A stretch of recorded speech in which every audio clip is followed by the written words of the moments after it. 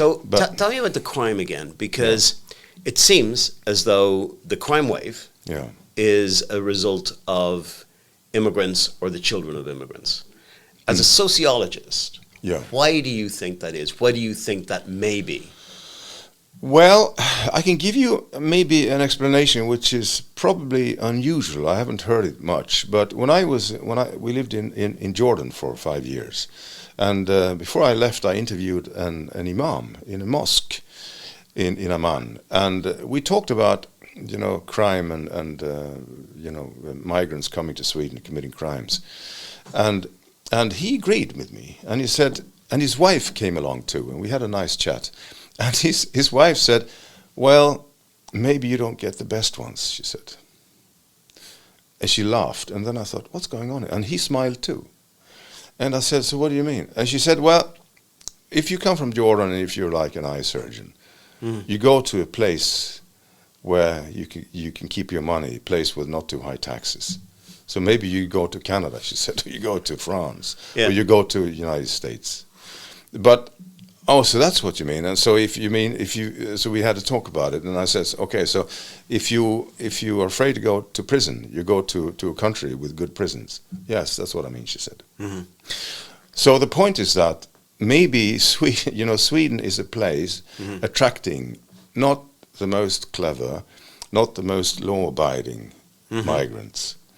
And I have to say this because sometimes you end up in stereotyping, and I don't like that, because when I lived in Jordan, I met so many young guys, so many people, and most of them were nice people, So I just want to say this, because we shouldn't simplify matters. No. Because all migrants are not crooked, of course. No. But I think what she said, and she smiled as she said it, because it seems as if for her and her husband this was obvious.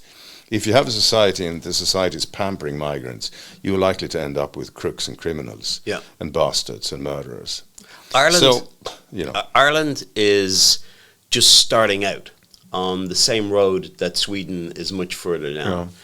When I look at the situation there, I think you take a load of 20-year-old young men, mostly young men, there's no women, young men. Yes. You put them in an Irish community. They don't have any language skills. No. They don't have any work skills. And there's no real plan to integrate them. No. What could go wrong? Everything. That's the reason, it's no wonder they might turn to crime, because it's the only productivity that they can get their hands and heads around at that particular point in time. And it doesn't mean every immigrant is like that. No. But definitely the statistics in Sweden would suggest that crime is an obvious occupation if integration has not even been tried, or been tried in such a hamstring way that it fails. Yes. Well, that's very true. That is very true. And you can actually be quite, you don't need to be normative. You don't need to be emotional about these things all the time. You can be quite cool. And as a sociologist, I try to see things, subjectively and from a cool perspective. And yes, you're right, John. I think sometimes if you come to a country and you are an absolute alien, you don't understand anything, the bureaucracies and the language, the culture, the history, nothing.